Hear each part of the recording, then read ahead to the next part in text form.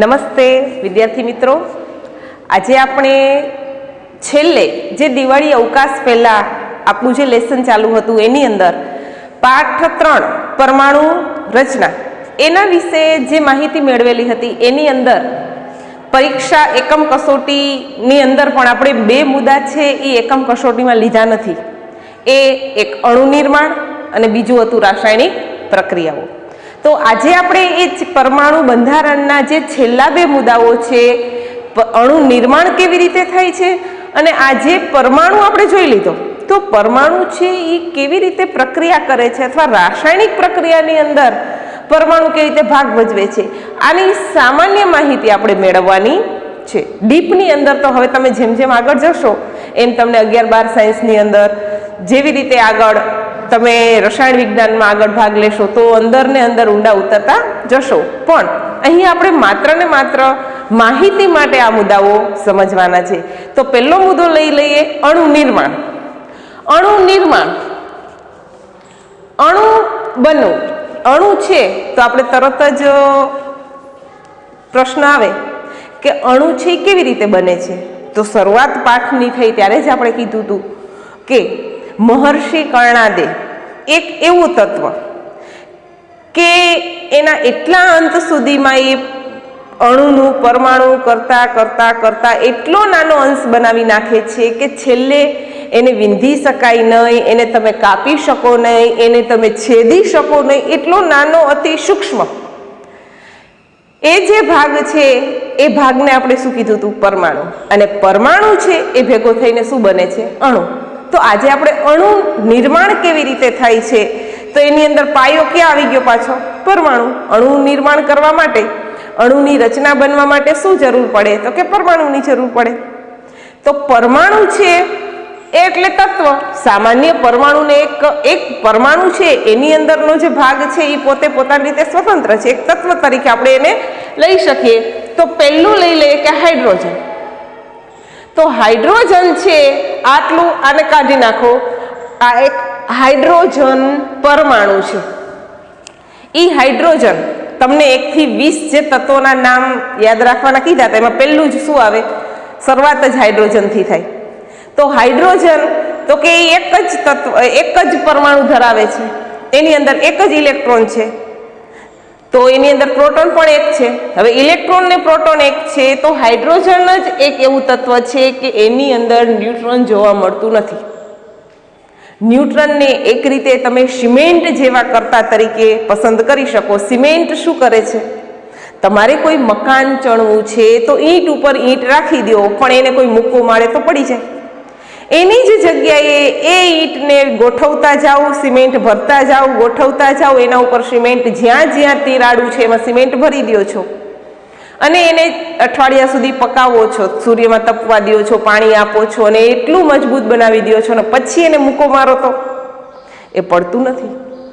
એમ અહીંયા પણ ન્યુટ્રોન જે તમારા કેન્દ્રની અંદર જે ન્યુટ્રોન રહેલું છે, કેન્દ્રમાં શું છે? પરમાણુના કેન્દ્રમાં પ્રોટોન અને ન્યુટ્રોન.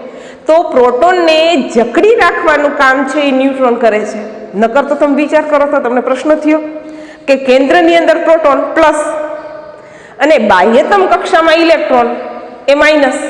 તો હંમેશા જ્યાં જ્યાં તમે જોયું હશે ત્યાં વિરુદ્ધ વીજભાર ધરાવે ને એ આકર્ષણ ધરાવે. તો બધા ચોટી જવા જોઈએ કે નહીં? એની જગ્યાએ શું થાય છે? કેન્દ્રમાં પરમાણુ એમને રહે છે અને ઇલેક્ટ્રોન ગતિ કરે છે. તો પ્રોટોન છે એ ઇલેક્ટ્રોન તરફ આકર્ષતા નથી ને ત્યાં જ રહે છે. એનું એક કારણ કે એ ન્યુટ્રોન છે એ સિમેન્ટની જેમ એ બધા જ પ્રોટોનને જકડી અને કેન્દ્રમાં પકડી રાખે છે. એટલા માટે અહીંયા એક હાઇડ્રોજન અપવાદ રૂપ છે કે એના કેન્દ્રની અંદર એક જ પ્રોટોન છે, ન્યુટ્રોન નથી. અને એક પ્રોટોન છે તો બાહ્યતમ કક્ષામાં ઇલેક્ટ્રોન કેટલા હશે?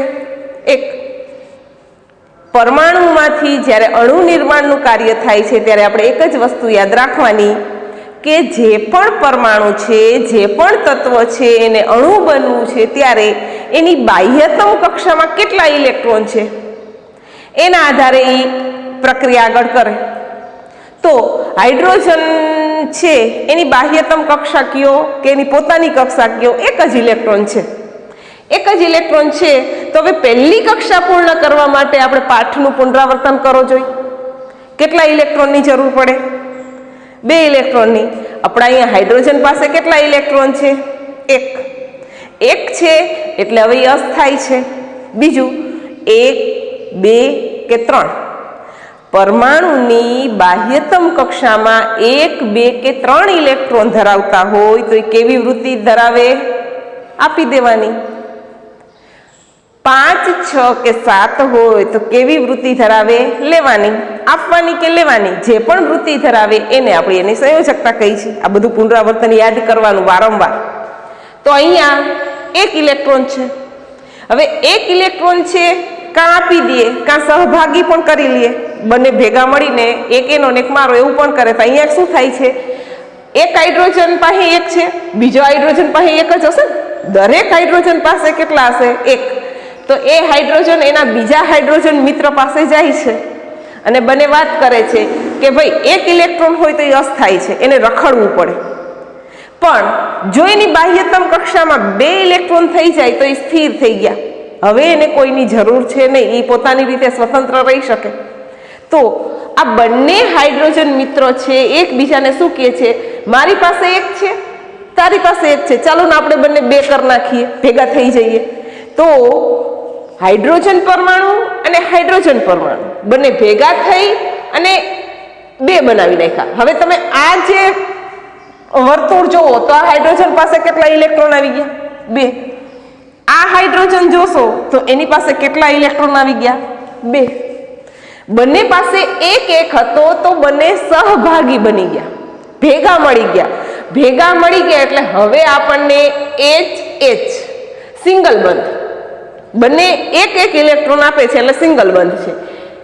H2 અણુનું નિર્માણ કરી દીધું. તો જ્યાં પણ આપણે વાત કરીએ કે હાઇડ્રોજન, તો અહીંયા હંમેશા આપણે H નથી લખતા. લખો છો? H2 લખું છું. શું લખી છે આપણે? હાઇડ્રોજન વાયુ ઉત્પન્ન થાય છે H2. તો શા માટે 2? તો હવે તમને સમજાય કે સિંગલ છે, પરમાણુ છે એટલે 1 H છે, પણ એ પોતે સ્થાયી રહેવા માટે, પોતાના અસ્તિત્વ માટે એકલો રહી શકે નહીં. કેમ? તો કે 1 ઇલેક્ટ્રોન હોવાથી એને સ્થિર રહેવું હોય, સ્થાયી બનવું હોય તો 2 ની જરૂર પડે. એટલે એના બીજા સહભાગી મિત્ર હાઇડ્રોજન પાસે જઈ અને પોતે H2 બની જાય છે. પોતે એક અસ્તિત્વ, સ્વતંત્ર અસ્તિત્વ ધરાવતો વાયુ બની જાય છે. અહીંયા આપણે અણુ નિર્માણ જોઈ લીધું, પણ તમને ટૂંકું નોંધ સ્વરૂપે પૂછવામાં આવે કે હાઇડ્રોજન અણુનું નિર્માણ સમજાવો. તો હાઇડ્રોજન અણુનું નિર્માણ જે આપણે અત્યારે મેં તમને કીધું એને લેખિત રીતે પણ આપણે લખવું પડે. શું લેખિત રીતે લખશું? તો હાઇડ્રોજન અણુનું નિર્માણ સમજાવો પહેલો પ્રશ્ન થયો. તો પહેલો પ્રશ્ન લખી પહેલા એની આકૃતિ દોરી નાખવાની. હવે તમે સમજી ગયા છો એટલે એની આ જે રાસાયણિક પ્રક્રિયા થાય છે આ રાસાયણિક પ્રક્રિયા લખી લ્યો.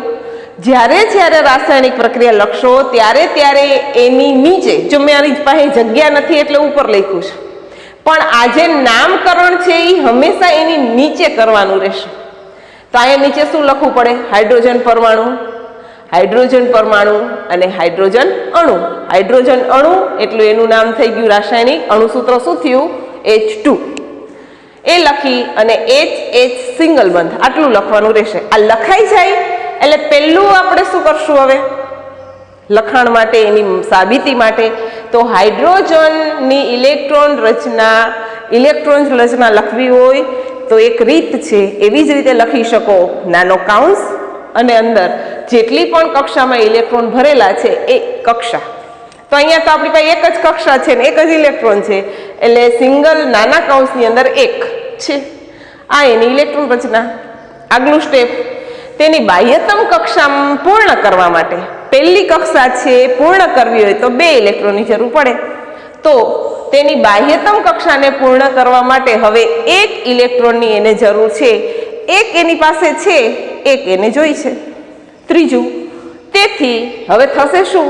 બંને હાઇડ્રોજન, એક પોતે અને એક એનો મિત્ર, બંને હાઇડ્રોજન એકબીજાને 1 ઇલેક્ટ્રોનની ભાગીદારી કરી સ્થાયી ઇલેક્ટ્રોન રચના પ્રાપ્ત કરશે.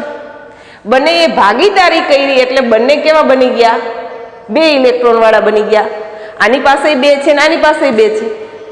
પહેલા શું હતું? પોતાના ખીચામાં 1 રૂપિયો હતો, બીજાના મિત્રના ખીચામાં 1 રૂપિયો હતો, બંનેને જોઈ છે 2 રૂપિયા. હવે બંને ભેગા મળીને એક પાકીટની અંદર 2 રૂપિયા મૂકી દીધા. પાકીટ બંનેનું ભેગું સહિયારું, ઓનું છે નાનું છે. હવે પાકીટ ખોલશે તેમાં કેટલા રૂપિયા નીકળે? 2 રૂપિયા, કેમ કે બંનેએ 1 રૂપિયો નાખ્યો એટલે 2 રૂપિયા થઈ ગયા. એવી રીતે બંને સહભાગી થાય છે એટલે સ્થાયી ઇલેક્ટ્રોન રચના પ્રાપ્ત કરે છે. અહીંયા એક ઇલેક્ટ્રોનની ભાગીદારી થતા H સિંગલ બંધ H બને છે. આ ખાસ યાદ રાખવાનું. જો વચ્ચે એક લીટી હોય ને તો સિંગલ બંધ, 2 લીટી હોય તો દ્વિબંધ અને 3 લીટી હોય તો ત્રિબંધ. અહીંયા સિંગલ જ છે, એક જ ઇલેક્ટ્રોન આપે છે એટલે બને.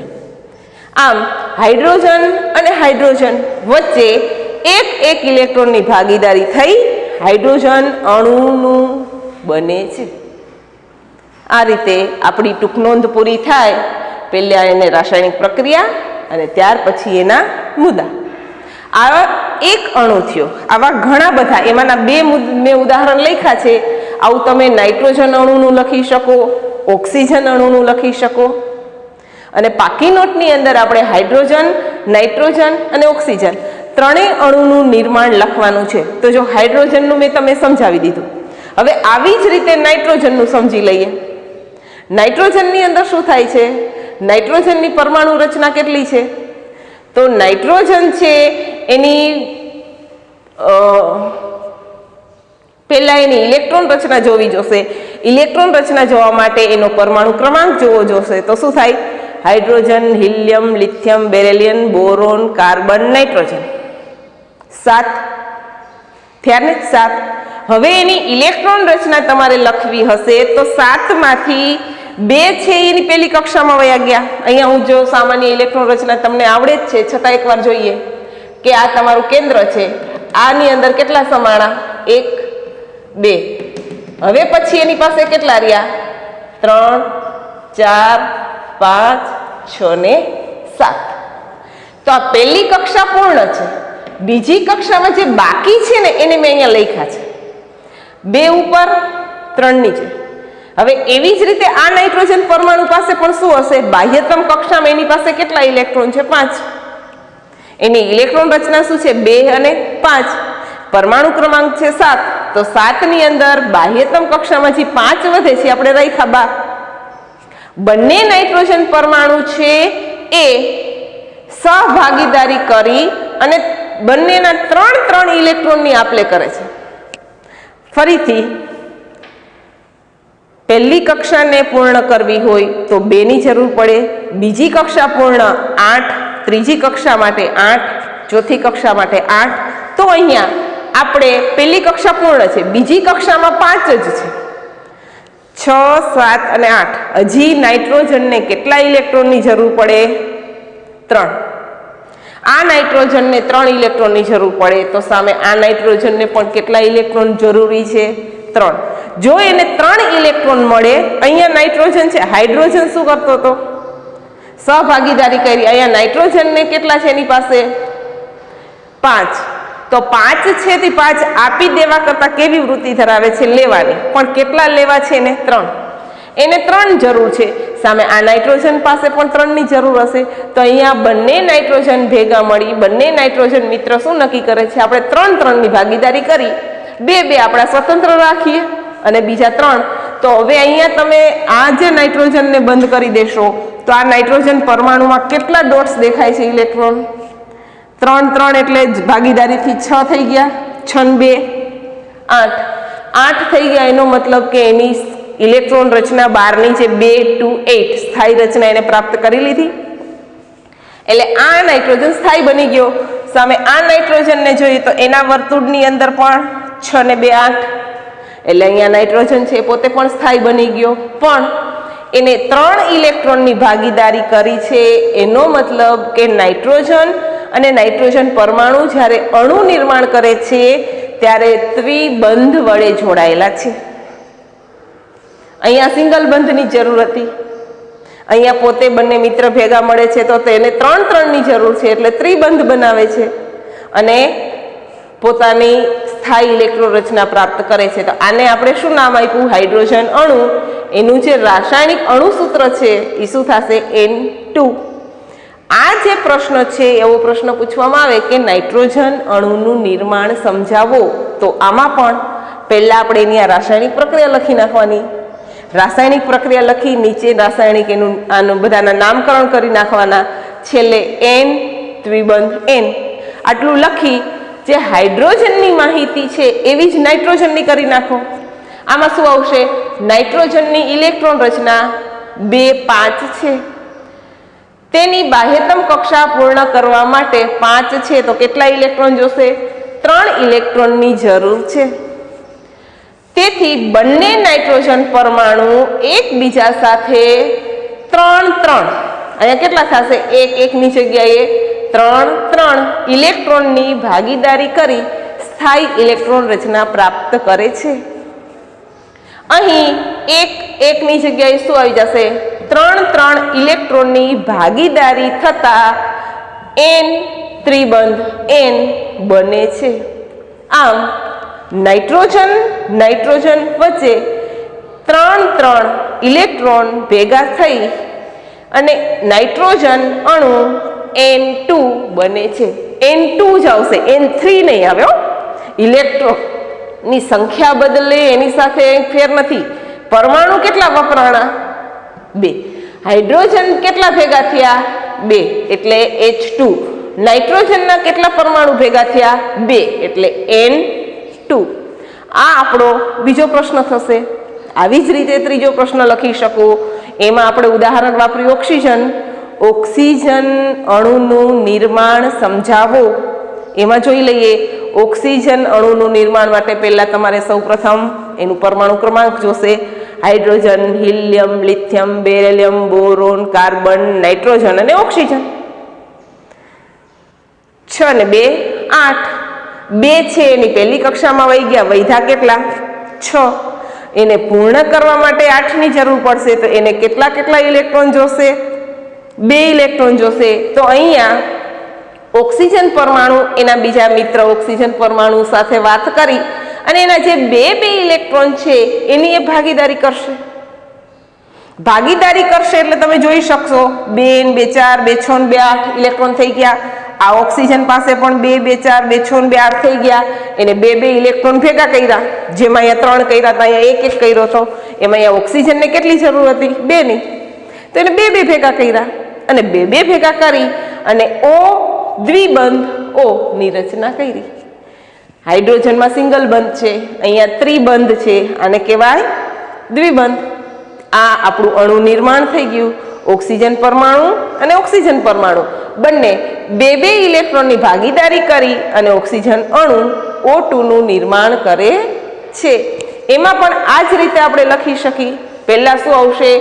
ઓક્સિજનની ઇલેક્ટ્રોન રચના 2 6 છે. તેની બાહ્યતમ કક્ષા પૂર્ણ કરવા માટે 2 ઇલેક્ટ્રોનની જરૂર છે. તેથી બંને ઓક્સિજન પરમાણુ એકબીજા સાથે 2 ઇલેક્ટ્રોનની ભાગીદારી કરી સ્થાયી ઇલેક્ટ્રોન રચના પ્રાપ્ત કરે છે. અહીં 2 ઇલેક્ટ્રોનની ભાગીદારી થતા O દ્વિબંધ O બને છે. ઓક્સિજન વચ્ચે 2 ઇલેક્ટ્રોન ભેગા થઈ ઓક્સિજન અણુનું નિર્માણ O2 બને છે. આ આપણો ત્રીજો પ્રશ્ન થઈ ગયો. પ્રશ્ન 1 લખેલો છે, પણ આને અનુરૂપ 1 2 અને 3 પ્રશ્નો તમે તમારી રીતે રફ નોટમાં લખજો, મને મોકલજો અને પછી ચેક થઈ જાય પછી પાકી નોટમાં ઉતારવાના રહેશે. રાસાયણિક પ્રક્રિયા લખવી જરૂરી છે અને મુદ્દા વાઇઝ આપણે પ્રશ્નો પૂર્ણ કરશું. અહીંયા ફકરાની જગ્યાએ હંમેશા આપણે શું લખશું? મુદ્દાની અંદર જ લખશું. હવે આ પાઠનો છેલ્લો પ્રશ્ન છે રાસાયણિક પ્રક્રિયાઓ. આપણે એની પાયાની વસ્તુ સમજી ગયા કે કોઈ પણ પ્રક્રિયા થાય છે તો અણુમાંથી બને છે. અણુ છે એ પરમાણુનો બનેલો છે. પણ અણુ બની ગયા પછી અથવા અણુની અંદર રહેલા પરમાણુ એવું શું કરે છે? પરમાણુઓ કે રાસાયણિક પ્રક્રિયા થાય છે અને અન્ય પદાર્થ બને છે. તો અહીંયા હું તમને એક સામાન્ય પ્રક્રિયા કરાવું. જો બહુ રાસાયણિક પ્રક્રિયાની અંદર રહેલા તત્વો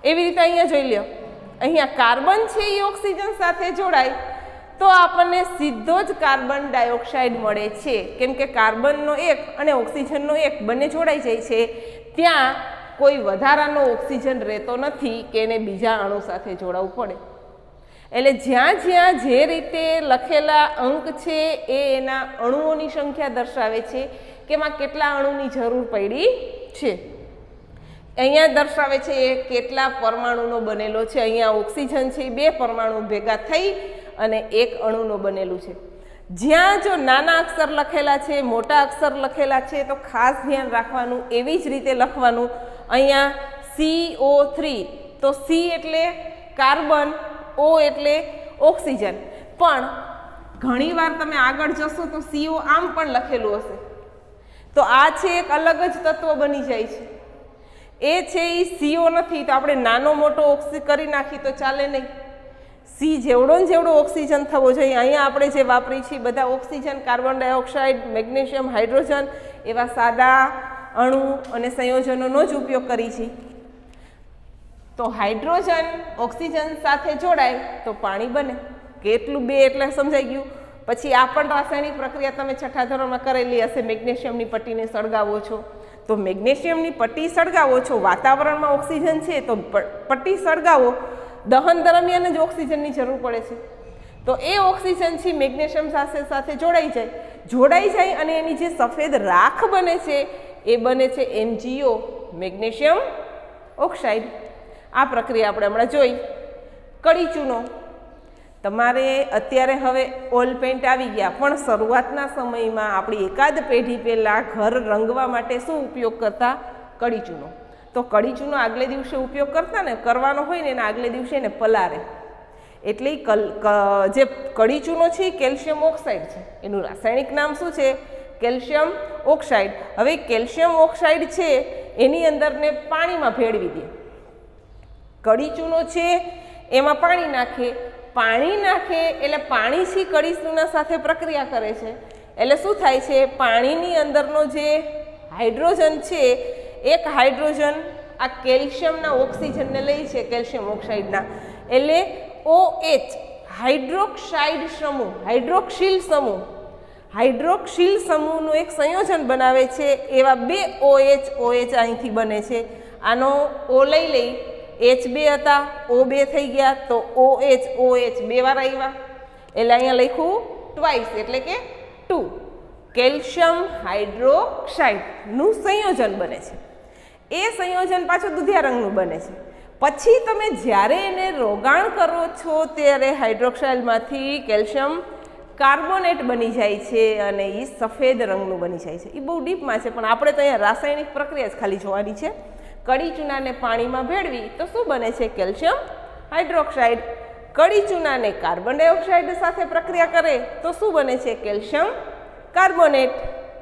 પછી આ લોખંડની આવી કે લોખંડની જ્યારે એસિડ સાથે પ્રક્રિયા કરવામાં આવે છે, હાઇડ્રોક્લોરિક એસિડ, તો હાઇડ્રોક્લોરિક એસિડનો હાઇડ્રોજન છે ને છૂટો પડી જાય છે અને અન્ય જે વસ્તુ વધે છે એ લોખંડ સાથે જોડાઈ જાય છે, એટલે ફેરિક ક્લોરાઇડ બની જાય છે. આ રીતે રાસાયણિક પ્રક્રિયા યાદ રાખવાની. છેલ્લી રાસાયણિક પ્રક્રિયામાં જુઓ, બધામાં સિંગલ જોવા મળે છે. અહીંયા તમે જુઓ તો નીપજ 2 જોવા મળી. તો એવું જરૂરી નથી કે હંમેશા નીપજ 1 પણ મળે. એક પ્રક્રિયા કોઈને તો 2 થી અસંખ્ય નીપજ પણ મળે. અસંખ્ય પ્રક્રિયકો ભેગા કરો ને તો એક નીપજ પણ બને. એ આપણે આગળ જોશું 10માં 12માં. પણ અહીંયા લોખંડની જ્યારે કોપર સલ્ફેટ એટલે મોરથુથુ સાથે રાસાયણિક પ્રક્રિયા કરી તો જે કોપર છે ને એ છૂટું પડી જાય છે અને લોખંડ છે ને એ જોડાઈ જાય છે. તો FeSO4 અને Cu. એ રાસાયણિક પ્રક્રિયા હું તમને દેખાડું. અહીંયા મોરથુથુ તમે જોયું હોય ને તો મોરપીંછ રંગનું છે મોરથુથુ. CuSO4 આને કહેવાય. આ CuSO4 ઘન છે. આપણી પાસે લોખંડ છે ને, આપણો જે લોખંડ છે ને, આ લોખંડ પણ ઘન છે. આ એકબીજા સાથે પ્રક્રિયા કરે નહીં. હવે આની સાથે પ્રક્રિયા કરવી છે તો આનું જલીય દ્રાવણ બનાવવું પડે. તો આને છે પાણીમાં આપણે નાખી દઈએ. પાણીમાં નાખી અને એને હલાવીએ એટલે શું થઈ જશે? આ દ્રાવણ બની જશે. CuSO4નું દ્રાવણ બની જશે, CuSO4 નું દ્રાવણ બની જશે. અહીંયા એકવાર મેં પ્રક્રિયા કરેલી છે ખીલ્લી સાથે નીચેના ભાગમાં, પણ અહીંયા તમે આ મથાળાનો ભાગ જોઈ લ્યો. આ આપણે લોખંડનો ખીલ્લો છે. હવે ખીલ્લાનો ઉપરનો ભાગ છે એ લોખંડનો બનેલો હોય, એટલે બનેલો હોય એટલે Fe. હવે મારા હાથમાં જે આ દ્રાવણ છે એ શું છે? CuSO4. હવે આ પ્રક્રિયા કરશું તો આ જે Fe છે આનો એ દ્રાવણમાં જતો રહેશે, અને દ્રાવણની અંદરનો જે દૂધિયા રંગનો CuSO4 છે એનો Cu છે એ બહાર નીકળી જાય છે. તો આ લોખંડનો Fe અંદર જશે અને લોખંડની જગ્યાએ Cu આવી જશે. તમે તાંબુ જોયું છે ને? તાંબા જેવું થઈ જશે. જોજો આપણે અહીંયા જોઈએ, લોખંડનું મથાળું જોયું હતું, ખીલ્લી કેવી હતી? કાળી હતી. કાળી દેખાતી હતી ને? અહીંયા હવે આપણે એને કોપર જેવી બનાવી નાખવાની છે. રાસાયણિક પ્રક્રિયા કરશે, અહીંયા તમને વિડીયોમાં જોઈ ન શકાય, પણ CuSO4 એટલે પ્યોર દૂધિયા રંગનું, અને એની સાથે લોખંડની પ્રક્રિયા થાય ને તો એ લીલા રંગ જેવું થઈ જાય છે, મોરપીંછ લીલો. પણ આપણે એવો અહેસાસ એવું ઓલું જોઈ શકીએ નહીં, વાર લાગે છે જ. અને હલાવવું ન પડે, થોડીક વાર રાખી મૂકીને તો પણ થઈ જાય. એનો એક એક અણુ છે CuSO4ના અણુઓ સાથે પ્રક્રિયા કરી. તમે થોડો ઘણો ભાગ જુઓ તો તમને દેખાતો હશે, કોપર જેવો થયેલો દેખાય છે. હજી આને વારંવાર કરીશું તો પણ થઈ જશે. આ બાજુ જો કરું,